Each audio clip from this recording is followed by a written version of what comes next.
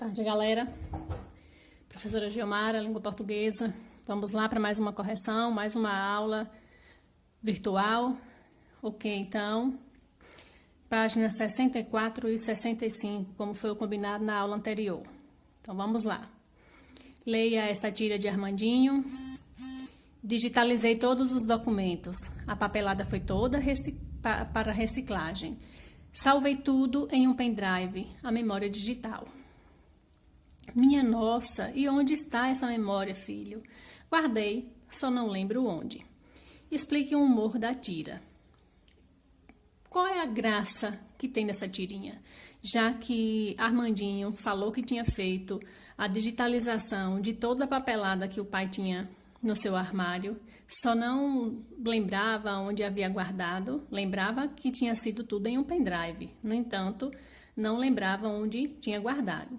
O humor da tira, ele se refere ao fato de Armandinho dizer ao pai que digitalizou todos os documentos e guardou em um pendrive, que é uma memória digital, mas que não lembra onde guardou. Olha o contraponto aí. Memória digital e não tem lembrança de onde foi que guardou. A questão do humor está basicamente aí. Quais orações possuem o mesmo sujeito? Observem, digitalizei todos os documentos. Quem digitalizou? Eu, sujeito oculto. A papelada foi toda para reciclagem. Quem foi para a reciclagem? A papelada, sujeito simples. Salvei tudo em um pendrive, a memória digital. Salvei. Quem salvou? Eu, também sujeito oculto. Observem outra coisa, só não lembro onde. Quem não lembra? Eu. Observem que há 3 orações aí em que o sujeito ele é oculto. Portanto, digitalizei todos os documentos, salvei tudo em um pendrive, guardei, tem mais essa que eu não havia falado, guardei e a outra só não lembro onde. Portanto, há 4 orações com sujeito oculto aí.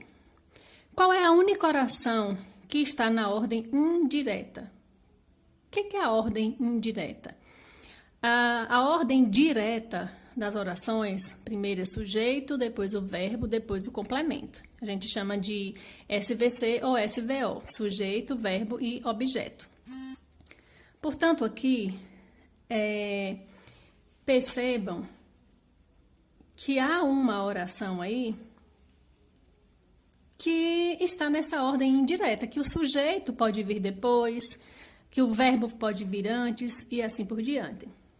Então, observem bem qual que é a questão, a única oração que está na ordem indireta e onde está esta minha memória, filho.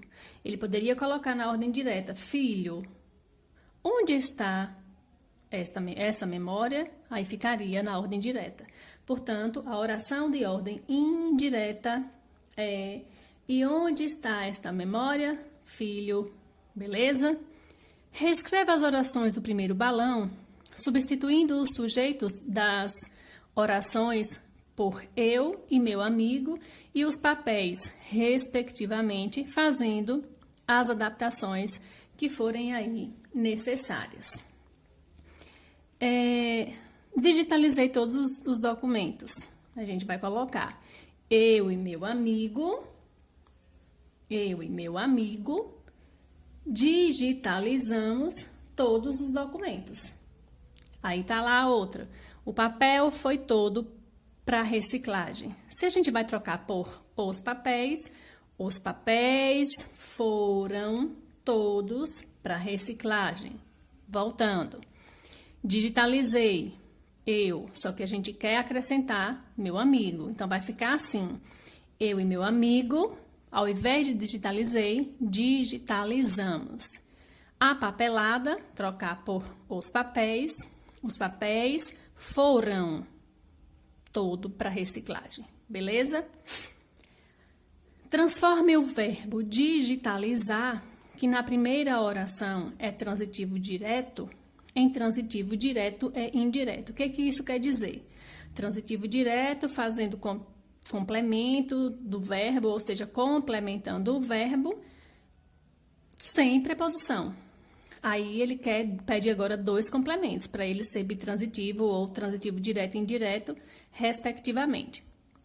Dessa forma, observem aí o verbo digitalizar.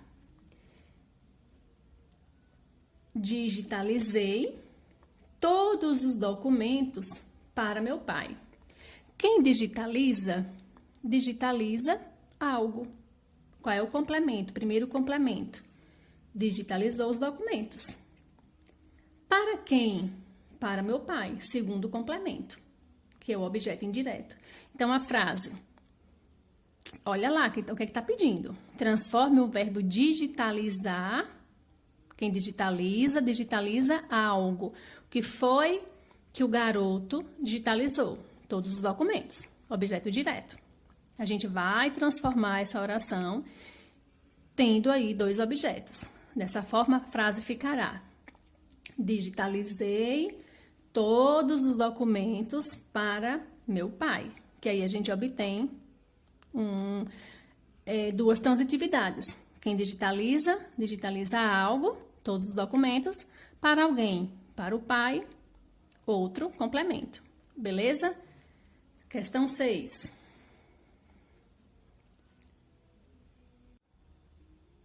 Questão número 6. Identifique o sujeito dos verbos destacados nestas orações.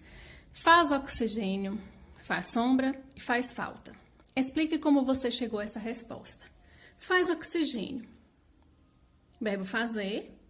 Faz sombra, verbo fazer. E faz falta, verbo fazer. Preserva a natureza. Quais são os sujeitos aí? Letra A. O sujeito oculto é a árvore. Observem que há uma árvore por trás. Nós temos que fazer a leitura das duas coisas, tanto do texto verbal quanto do texto não verbal. Quem faz oxigênio? A árvore. Quem faz sombra? A árvore. Quem é que faz falta? A árvore. Por isso que nós temos que preservar a natureza. Então, como que a gente chegou a essa resposta? Observando aqui a imagem da árvore, beleza? Na sequência destacada no item anterior, os termos oxigênio, sombra e falta têm a mesma classificação sintática, uma afirmativa.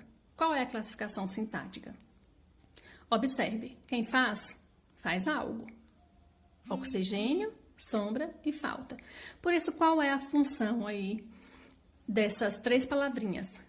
Oxigênio, sombra e falta, eles são objetos diretos do verbo fazer, ok? O terceiro termo, falta, porém, diferencia-se dos anteriores pelo sentido. E a distinção ajuda a provocar impacto no leitor. Explique essa afirmação.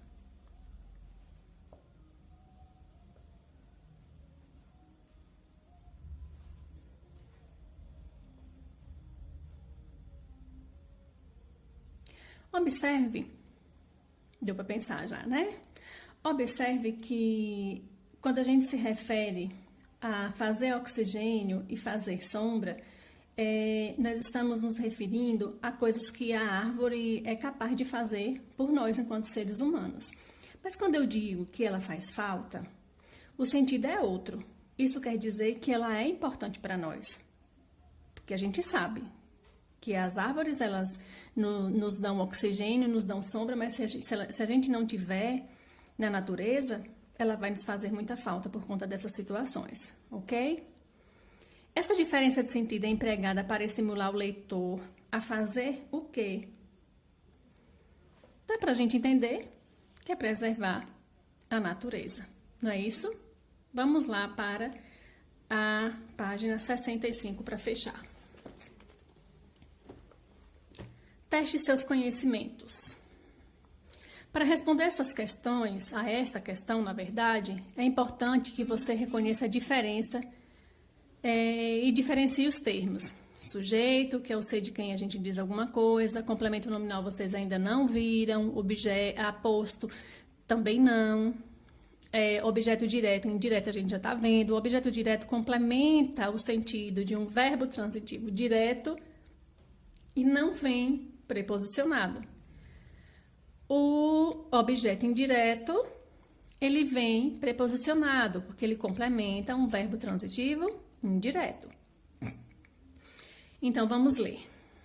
Leia a questão e observe atentamente a expressão destacada e a relação que ela estabelece com os demais termos da oração. Em seguida, após responder as perguntas que acompanham cada uma das alternativas, assinale a que apresenta a classificação sintática correta da expressão em destaque, isto é, aquela para a qual a sua resposta tenha sido sim.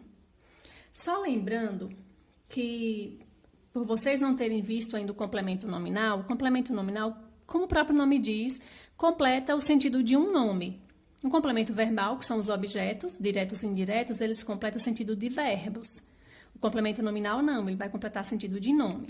Então, vamos aí. A expressão, o livro, complementa o sentido de um nome, substantivo, adjetivo ou advérbio, lá na frase. Eu estava estonteada e assim recebi o livro na mão. Não, o livro não está complementando o sentido de nenhum nome. Ele, de fato, é um nome, livro acompanhado do substantivo ou, mas ele não está complementando nenhum nome. Letra B. A expressão, o livro, completa o sentido do verbo recebi e está ligada a ele por meio de uma preposição, parte da resposta correta, porque ele complementa o verbo recebi, porém ele não está ligado por preposição, mas por o artigo o. Letra C. A expressão livro completa o sentido do verbo recebi e está ligada a ele sem preposição obrigatória? Sim. Por ele ser um verbo transitivo direto, ele não pede preposição. Então, quem recebe, recebe algo. Recebeu o quê? O livro. Então, portanto, até agora, somente letra C é sim. O verbo recebi concorda em número e pessoa com a expressão o livro? Não. O sujeito do verbo recebi é desinencial, ou seja, ele é oculto e corresponde ao pronome eu. Assim, não há concordância em número e pessoa com a expressão o livro. Mais uma resposta não. A expressão o livro explica, esclarece, especifica, enumera ou resume o termo que antecede? Como seria o caso do aposto? Ele é um aposto por ele explicar, por ele esclarecer, por ele especificar, enumerar ou resumir algo? Não, né? Não, e nesse caso, o verbo recebi, de forma alguma, ele não está especificando, nem explicando, nem enumerando nada. Quem faz isso é o aposto. Nós temos aí o livro como um objeto direto, e não complemento nominal, e não complemento objeto indireto, e não complemento objeto aposto. Ok? Beleza? Até a próxima aula. Vamos lá estudar. Beijos!